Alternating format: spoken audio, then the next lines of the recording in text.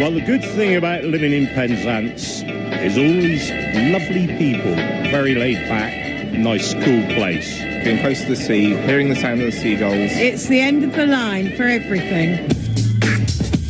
If Penzance was a three-course meal, it would be scallops, pasty and a cream tea. Mark Steele's in town.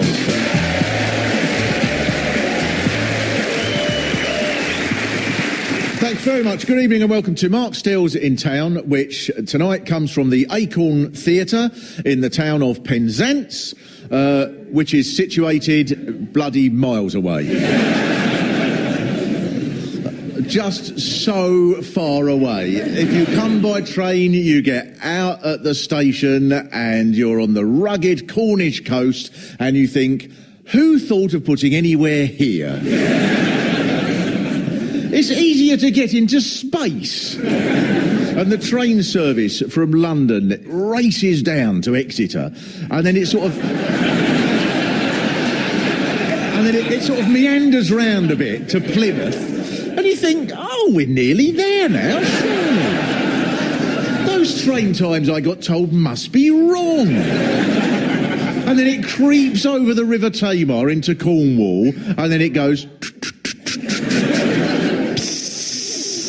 and it stops at places like Par, and you think, well, there isn't anywhere here. And they just go, let's put a station in there, that'll slow it down a bit more. And then you go through places where you think, I'm sure we came through here about an hour ago. And then there's an announcement that the buffet car is closing at Liskyard, where the train will stop and it then becomes a mule. But the impressive part about Penzance is that I think you like it like that. I think there's a little bit of a sense of, don't talk to me about Plymouth. Too far east up there, practically Japan. You're not always mad about the rest of Cornwall either. The last time I was here, somebody told me not to trust St Ives, as it was all a bit snotty up there, right? So I asked the audience if St Ives was seen as a bit posh, and this woman shouted, yes, it is. They've got their own dentist.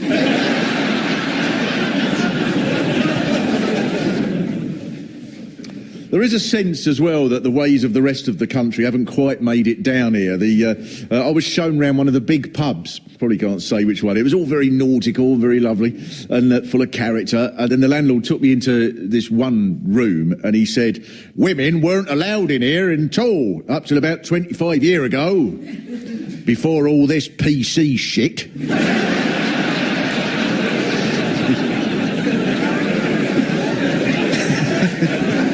Giggle.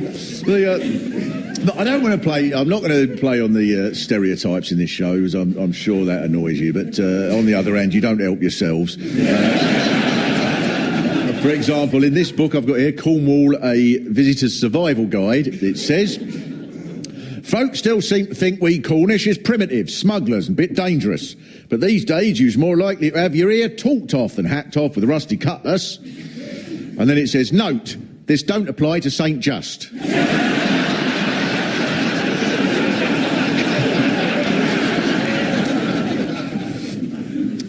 Penzance, historically, of course, was a fishing town, and still is a fishing town, and a centre for trading tin. Now it's still got its fishing a bit, and in the summer it has a certain touristy charm. So the survival guide that I've quoted advises, fishing trips to Seal Island operate out of most harbours.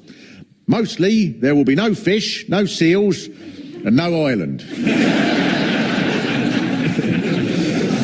And in this little pamphlet called How to Be Proper Cornish, it says, though fish do form a large part of a Cornish man's diet, not all fish is fit to be put on the table.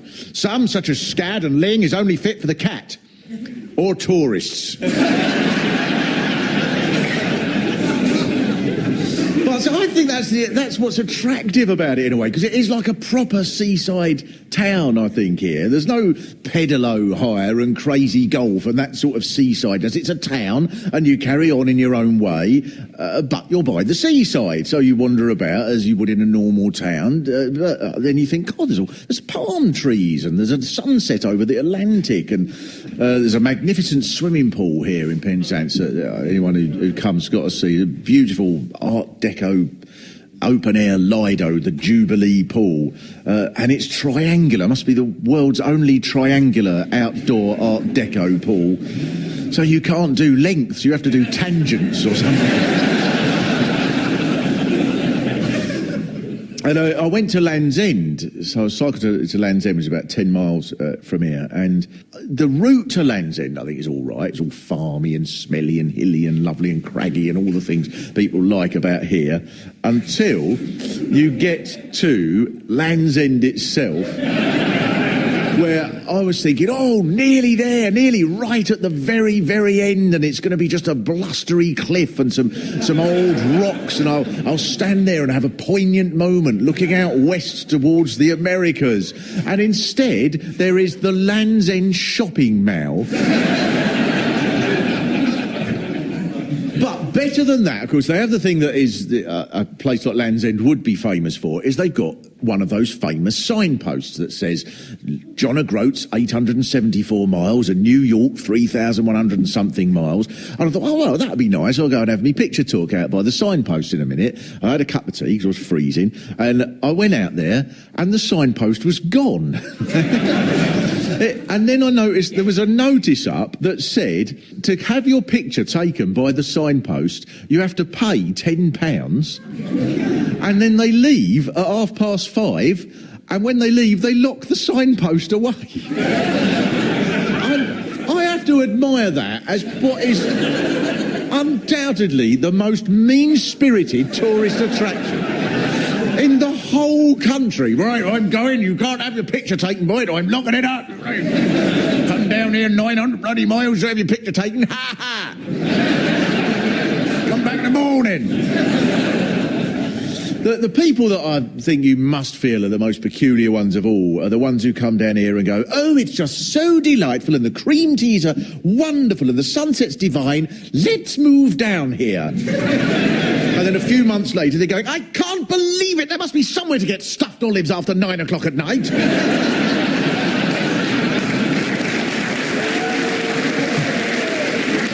The estate agent certainly didn't tell me that it got dark in January. Oh!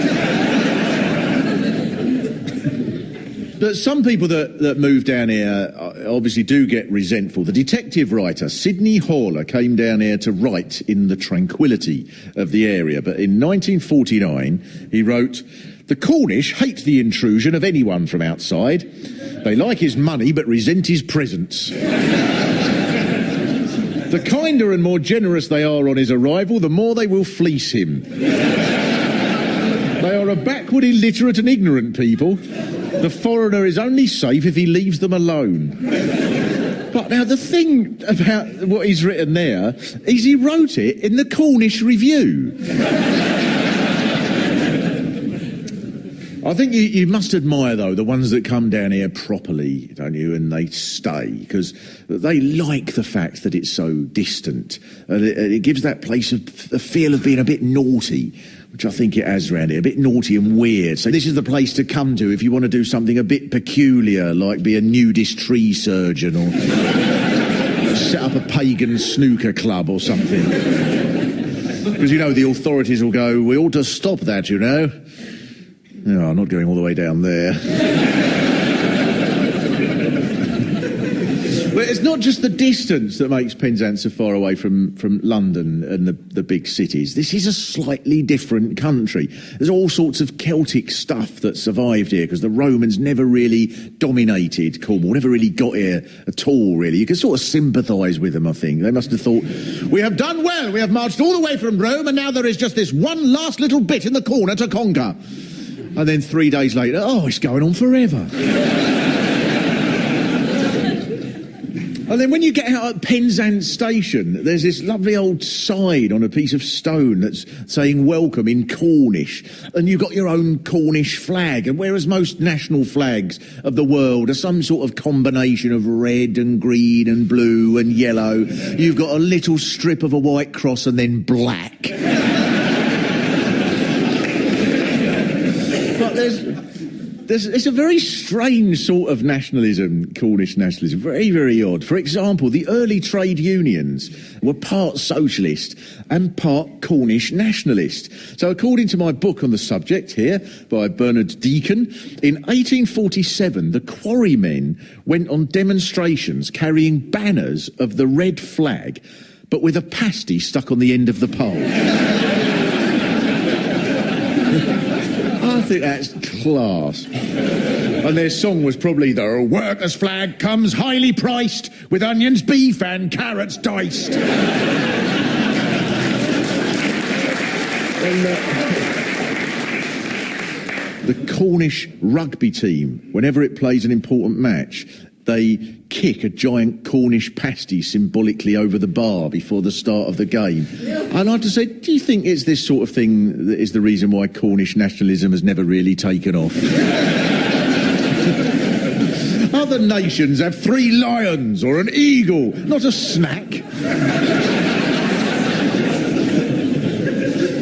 Nationalist leaders are supposed to make speeches like, "Each of our swords will be sharper and more fierce than 1,000 of our enemies," not, "Well, you can use ordinary pastry, but I prefer short crust." There's obviously some people who do take the nationalism very, very seriously here. I've been reading about Mebyon Kerno, the Cornish Nationalist Party, that's got quite a few councillors in the area. Apparently their forerunners were called Croethus Celto Kenuak, and in 1904 they declared their agenda was 1. To preserve from damage stone circles and beehive dwellings. 2. To keep carefully every national custom. Above all, the truly Cornish sport of wrestling. Wrestling? Is that truly Cornish? Wrestling? What, Cornish before anything else? You should take on the Americans then when they're doing it on the telly and they were going, you get, "Listen up, it's going to be Judgment Day. I'm going to whop his Cornish ass." I don't think so, old cock.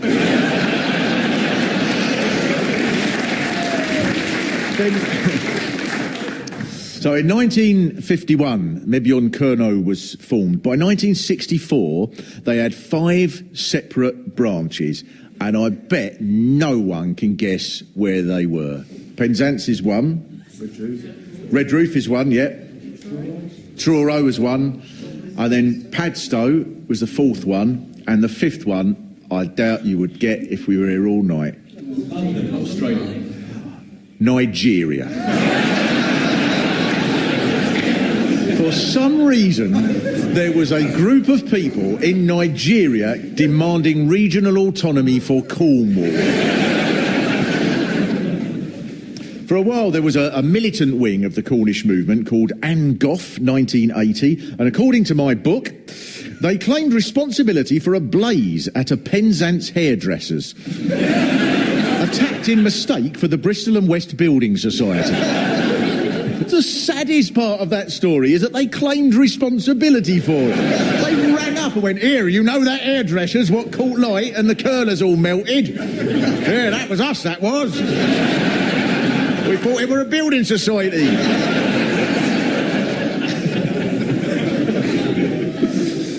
The part I find most fascinating of all, though, about the whole sort of Cornish movement is the language, because this area was the last place where most people spoke Cornish, was around Penzance.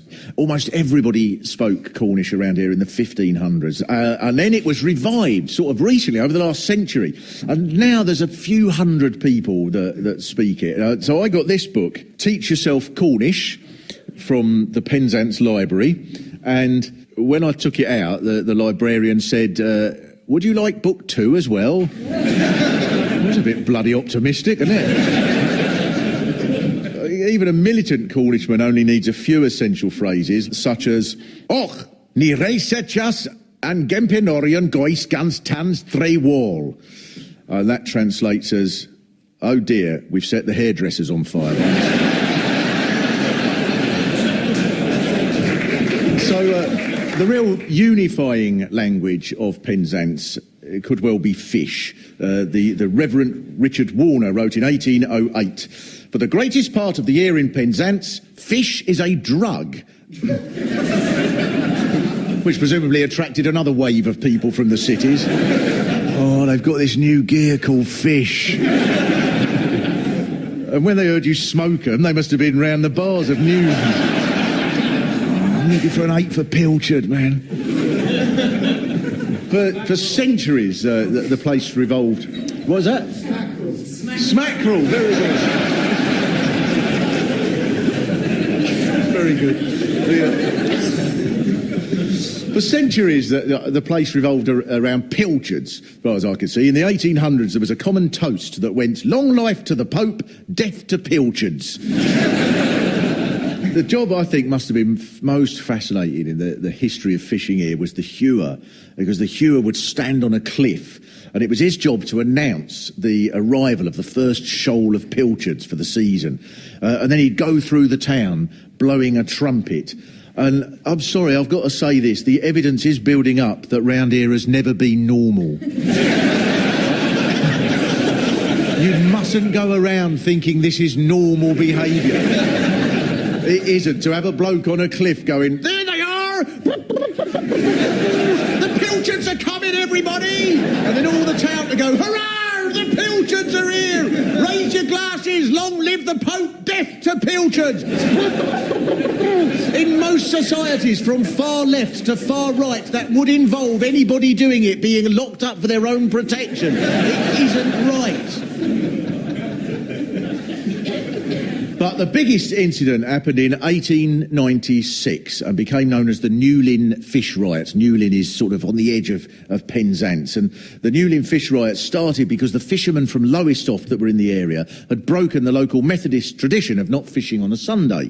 And this gave them an advantage, so a riot broke out. The New Lynn rioters seized the Lowestoft men's boats and they chucked all their fish in the sea. So a Lowestoft fish dealer called Hobson sent a telegram to the Home Secretary asking for a gunboat to be sent down to quell the New Lynn rioters. And so the next day the rioters put the whole of Hobson's office on wheels and dumped it in the sea. The brilliant part about a place like Penzance, you get just all these stories of the sea that people convince you, or try to convince you, are absolutely true. "Finest trawlerman I ever see, Barney Wilson, 7'9". He'd lean over the side of the boat, scoop up half a ton of mackerel with his bare hands. Turned out to be a ladyboy from Bangkok, he did. Disappeared all of a sudden. 6 months later, he was commander of Apollo 12. Went to the moon, came back with 3 ton of squid. True as I'm standing here. There was a genuinely dramatic moment in the history of Penzance. In 1595, a Spanish fleet arrived with pikes and guns and started burning down the town, and people in the town fled. You probably can't blame them, really, so the Spaniards took whatever they could grab and left. But the best bit in the account was, the day after they left, the Penzance people vowed a resolution to revenge their loss at the next encounter if the enemy landed again. But you've come out of this quite well. This has not done you any harm. In the current issue that I saw yesterday of the Cornwall Review, the paper down here for tourists, it says, "Penzance, a charming market town, the end of the railway line, capital of the far west, and a community twice burnt to the ground." With an exclamation mark at the end. Like it's another reason to come here. Not only can you sample our delicious ice cream, but from time to time we get burnt down. Who knows, you might be lucky and be a witness to our next all-encompassing inferno. Your favourite hero, of course, was a chemist. Humphrey Davy. There's a statue of him near where he was born in Market Jew Street, and there's a Humphrey Davy school. And Humphrey Davy was a scientist born in 1778, growing up at the time when the fascination with science was at its peak as part of this sort of radical new world. So at first, Humphrey Davy was a poet, hanging around with William Blake and Byron, and he was a proofreader for Wordsworth. Now, to us now, I think it seems like an odd mix, poetry and chemistry, unless he wrote stuff like, "The light danced across her eyes, so truly no man could spurn her, when I made magnesium oxidise with a brand new Bunsen burner." But his first experiments were magnificently studenty. He was obsessed with working out the effects of inhaling nitrous oxide. So he took a gulp, and this is what he wrote. "My visible impressions were dazzling. I imagined that I made great discoveries.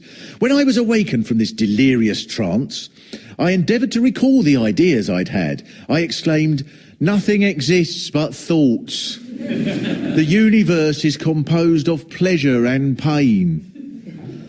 And you've put up a statue of him?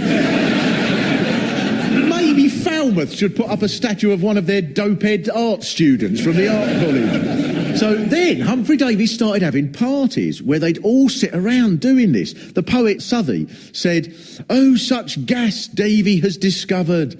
It made me laugh and tingle. It makes one so strong and happy. The air in heaven must be this delight." So Humphrey Davy was a dealer to romantic poets. But of course he did make other discoveries, Humphrey. He discovered iodine, and he discovered sodium, potassium, chlorine. It makes him the discoverer of about 1/3 of the elements that anybody's heard of, I think. But eventually, after an explosion in a mine in Gateshead, he was commissioned to invent a lamp that wouldn't use a flame, because a flame in the mines had caused the damage. And so Humphrey Davy devised this lantern that gave off light from a wire gauze, and this became the Davy lamp. But finally, and I'm sorry to say this, but it has to be addressed, if anyone thinks that the town is just an idyllic haven of peace and calm, that's because they're not aware of the civil war that has erupted over a ferry terminal. To try and explain for people who don't know, the government offered money for a new terminal for the Scilly ferry, so some people wanted to build it, but some people said that this would destroy the town, so they set up Friends of Penzance Harbour. So then the people in favour of the terminal set up True Friends of Penzance Harbour. So then presumably the first lot will retaliate with passionate lovers of the harbour who plan to marry the harbour. And then the other lot will set up Mistresses of the Harbour, who the harbour turns to for comfort and dirty, filthy sex between the boats because you can't give it what it needs. And both groups have demonstrations and Facebook pages and protest songs on YouTube and write millions of furious letters, and there are hundreds of websites. And then the MP proposed a compromise called Option PZ that became hated by both the others. To anyone from the outside, you're all mental. There's an extract from a letter written to the local paper by a councillor who supports the new terminal. The claim that the vast majority have opposed Option A reminds me of those extraordinary claims by Soviet and Nazi propagandists. It is a colossal untruth in the tradition of Dr. Joseph Goebbels. There's hundreds of pages of this sort of thing. Here's another one. John the Baptist, you will remember, foretold the coming of Christ. He spoke fearlessly against the politically powerful of the time and lost his head in the process. Well, some things in life must be spoken against and resisted. The council's tawdry decision to desecrate the harbour wall is one of them. John the Baptist, the harbour wall, where did you get there? How did you make that journey? Council meetings here must be fantastic. In most areas, they just go, with regard to the proposed bus shelter, a document is a... But here it's, I suppose next you'll be invading Poland. It's people like me who saw Christ coming, I'll have you know. Now, I'm very pleased to have with us here Mike Sagar-Fenton, who is from the Friends of Penzance Harbour. So what's the main reason then? It's about the view and the traffic and the fact that there's about a dozen other places in the harbour where it could go quite comfortably. So you wouldn't mind a new terminal, but it's just that it's in the wrong place? Of course not. And a dozen other places, which does mean there are probably going to be a dozen different campaigns. Yes, that's right. One for each of them. We like doing that. All right, OK. So now I also would like to speak to Dick Cliff. Now, you're from... I'm a founder member of the True Friends of Penzance and Ours Are Silly. And, very concerned after 7 years of debate, 14 options and various sub-options, that we could see this project actually failing. And then the Scilly Isles ferry generates a great deal of traffic for the town. Various developments on the harbour and changes caused enormous controversy even back in the 15 and 1600s. So, you know, what we're continuing here is a tradition. So we can all agree on that.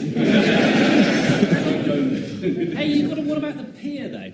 Because, I mean, the pier is also a big issue. Right. You know, Pier, don't bring the pier into it. What's holding this up now is a listed building consent application. So are you friends of Penzance Pier or a true friend of Penzance Pier? I am a friend, but I'm just against burying in concrete and rubble a building that is described by the historic experts as being one of the most important in Cornwall, and certainly the most important in Penzance. You know, sometimes when you ask for directions...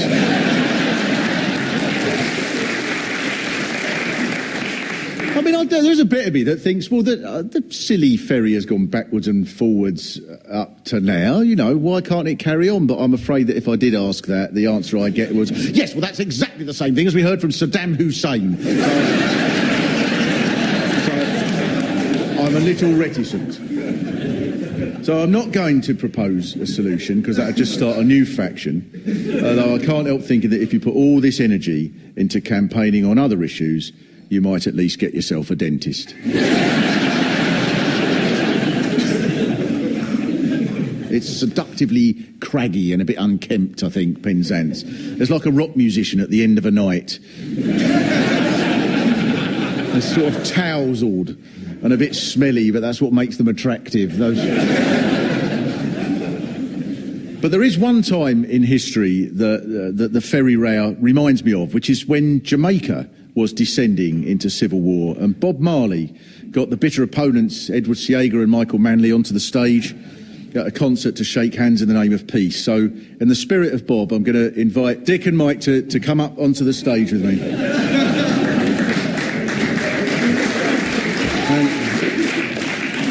I'm sure you know the Bob Marley song, One Love. This is the new anthem, the new nautical anthem for the Isle of Scilly ferry. No one was seasick until this PC shit. Let's get together and feel all right. One love, everybody! One love.